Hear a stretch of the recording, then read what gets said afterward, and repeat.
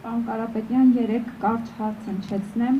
Օրերս ԵՄ բարձր ներկայացուցիչ Կայա Կալասը բացահայտում արեց, նշելով, որ Հայաստանի իշխանությունները դիմել են իրենց, որպեսզի աջակցություն ստանան։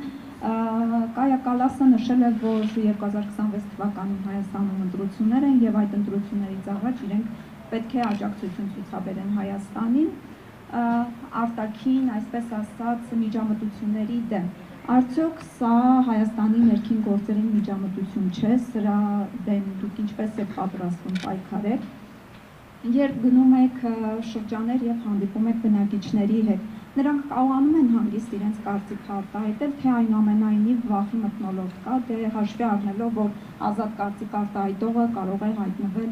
բանտում, եւ իշխանությունների հակաեկեղեցական այս արշավը դուք ինչպես եք պատրաստվում կասեցնել, ինչ քայլեր կան եւ հանգուցալուծումը ինչպիսին պետք է լինի։ Շնորհակալ եմ։ Շնորհակալ եմ։ Առաջի հարցը,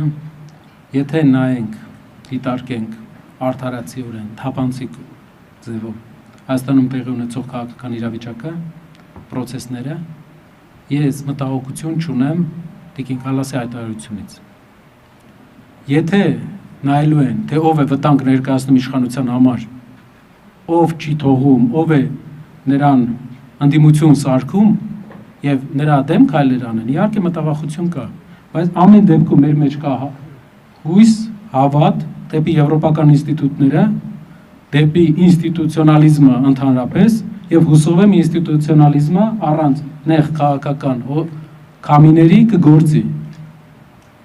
Մենք այդ հույսը ունենք, քանի որ Եվրոպական միությունը Հայաստանի Հանրապետության քաղաքացիների համար, ինչպես նաև մեր եւ մեր թիմի համար, դա ինստիտուցիոնալ կառավարման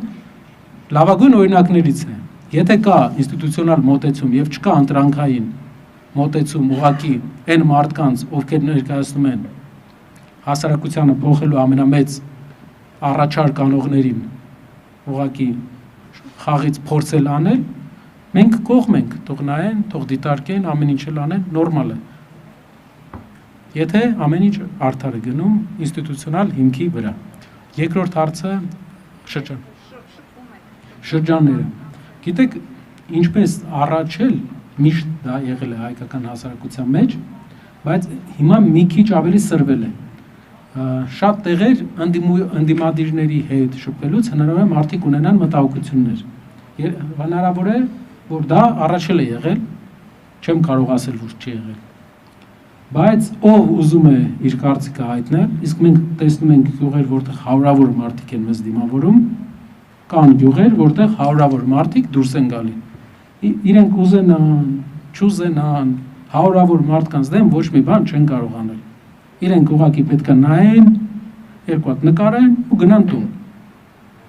Սեփական ժողովրդի դեմ այսքան ժամանակ դեռ գործուն մեթոդ իրենք չեն մտածել։ Հիմա փորձում են ինչ-որ առաջխաղացում են փորձում ձեռք բերել, չեն կարող։ Եթե հարյուրավոր մարդիկ են դուրս գալի, ոչ մեկի դեմ էլ ոչ բան չեն կարող անել։ Եթե այդ մարդիկ նորմալ իրենց քաղաքական հայացքների համար են դուրս գալի, որը իրականություն։ Երրորդ հարցելու մենք հակաեկեղեցական պայքարի հետ կապված։ Իմ մոտ տպավորություն է, որ իրավիճակի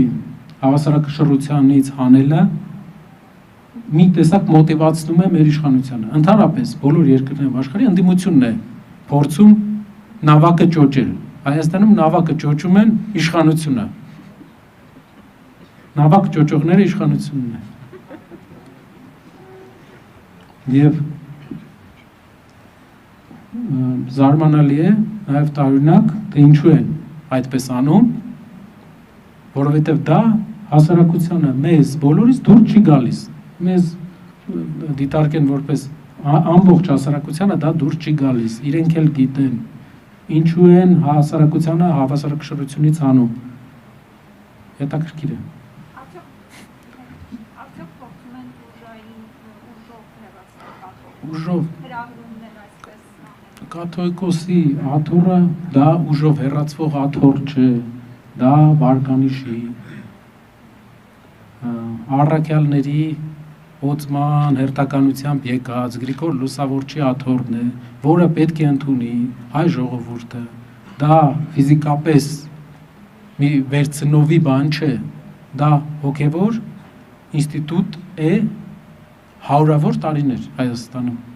Չի կարող ֆիզիկապես մեկը գնալ Էջմիածնում նստի, ասի ես եմ կաթողիկոսը։ Կա ընթացակարգ, կա ուսման կարգ։ Չի լինում այդպես։ Իրենք մի քիչ մենք փորձում ենք, իրենք ոնց որ պարզեցնում են այս ամեն ինչը։ Ուղղակի կաթողիկոսը օծված է, եւ կաթողիկոսի գահը անսասան է։ Զարմանալի է, թե ել եմ ասում, զարմանալի ու տարակուսելի է, թե ինչու են նրանք հետևողական շարունակում իրավիճակը սրել։ Ինչ նպատակով